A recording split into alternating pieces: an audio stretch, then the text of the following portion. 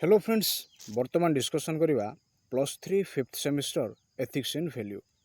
आज आलोचनार विषय वस्तु हूँ एथिक्स एंड वैल्यूर संपूर्ण सिलेबसर तथ्य उभय ओडिया एवं इंग्राजी आम आलोचना करवा।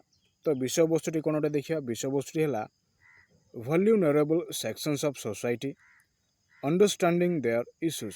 तो विषय वस्तुटी कौन गोटे vulnerable sections of society understanding their issues. तो यही संबंध में एठारे माने आलोचना करिया। प्रथम विषयटी कौन गोटे देखिया। प्रथम विषय है इश्यूज रिलेटिंग टू चिल्ड्रेन्स।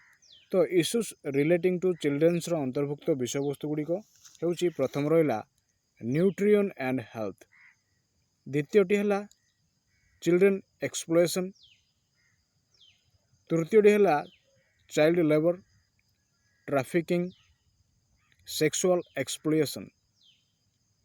तो इश्यूज रिलेटिंग टू चिल्ड्रेन्स अंतर्भुक्त विषय वस्तु हूँ nutrition and health, child exploitation, child labour, trafficking एवं चतुर्थ विषय है सेक्सुअल एक्सप्लोएशन।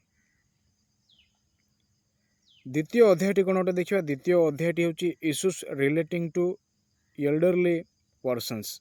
तो issues relating to elderly person अंतर्भुक्त विषय वस्तु हूँ एब्यूज ऑफ एल्डर।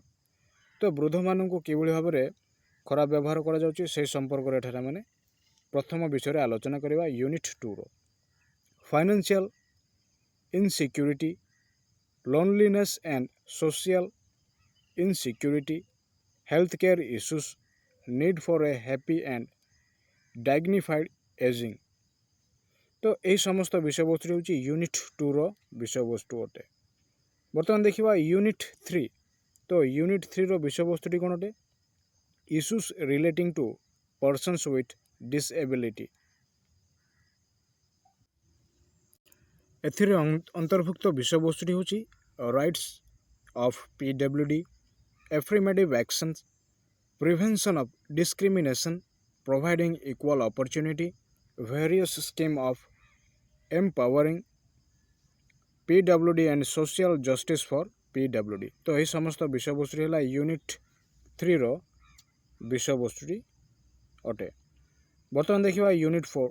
यूनिट 4 विषय वस्तुटी कौन अटे issues relating to third gender. एथिरे अंतर्भुक्त विषय वस्तु गुड़िक कौन कौन अटे understanding the third gender, social justice for them, removal of discrimination, affirmative action and acceptance of diversity of gender. तो यूनिट 4 अंतर्भुक्त विषय वस्तुटी कौन अटे यूनिट 4 विषय वस्तु है issues relating to third gender. तो एथिरे अंतर्भुक्त विषय वस्तु गुड़िक हूँ प्रथम रहा अंडरस्टैंडिंग द थर्ड जेंडर, द्वितीयटी है social justice for them, removal of discrimination, affirmative action and acceptance of diversity of gender. यह हूँ यूनिट 4 समस्त विषय वस्तु। तो बर्तमान आम ओडिया रे ये सिलेबस टी को आलोचना करिया। प्रथम अध्याय कौन रहा इश्यूज रिलेटिंग टू चिल्ड्रेन अर्थात शिशु मानकर सह संबंधित समस्या। प्रथम चैप्टरटी है इश्यूज रिलेटिंग टू चिल्ड्रेन अर्थात शिशु मानकर सह संबंधित जो समस्या गुड़िक अच्छी प्रथम अध्याय माने ये समस्त विषय आलोचना करवा।